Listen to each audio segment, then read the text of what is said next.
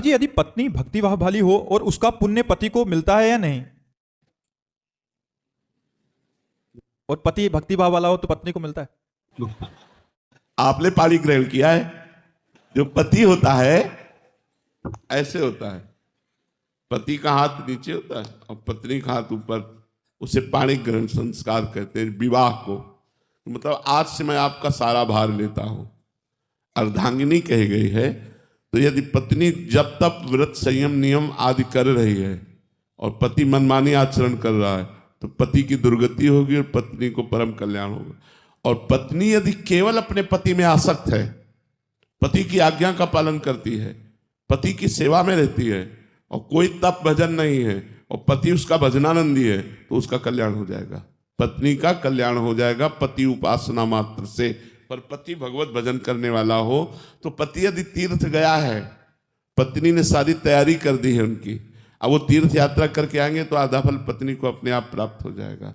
लेकिन पत्नी यदि तीर्थ गई है और पति भी सही है तो कुछ नहीं प्राप्त होने वाला है। पति ऐसे रहे, ये धर्मशास्त्रों का निर्णय है। पत्नी को ज्यादा फायदा है महाराज जी। तो उसने अपना जीवन दे दिया ना आपको।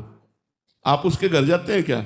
वो आपके घर आती है अपने परिवार को छोड़ करके और अपना पूरा जीवन दे दिया, तन मन प्राण सर्वस्व समर्पित करके आपकी सुख के लिए लग गई। तो आप ही पाणी ग्रहण के सारा भार आपको निर्वाह करना पड़ेगा। इसलिए दोनों में से कोई एक भी अगर लग जाता है अध्यात्म मार्ग में तो बहुत बार देखा गया है, तो मतलब वो दूसरा जो दूसरे भाव वाला होता है, पति अगर लगा है तो पत्नी भी उस मार्ग पे चलना शुरू कर देती है, पत्नी लगी है तो पति भी, ये बहुत बार देखा गया। हाँ, संघ का तो प्रभाव पड़ता ही है, पर कभी कभी विपरीत भी होते हैं।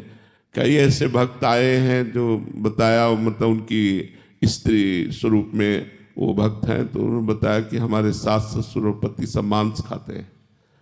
अब वो वैष्णव है तो बहुत समस्या आती है महाराज जी कैसे। तो ऐसे परिवार भी मिल जाते हैं जो भक्ति रहित होते हैं और बिटिया भक्ति वाली होती है, तो वहाँ उसको बड़ी समस्याएं होती हैं।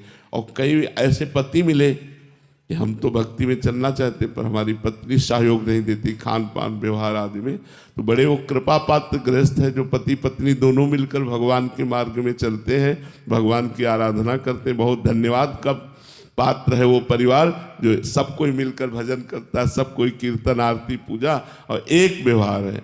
और अलग अलग व्यवहार में थोड़ा प्रतिकूलता तो होती है। अब मान लो उसका पति है और वो प्रतिकूल आचरण करने वाला है, तो पत्नी को तो उसके सेवा में रहना है और सारी की सारी भक्ति की प्रतिकूलता उसको मिलेगी। पर धन्यवाद पात्र है कि यदि वो ऐसी प्रतिकूलता में भक्ति कर ले जाए तो भगवान की विशेष कृपा प्राप्त होती है। पर जी जैसे कोई पति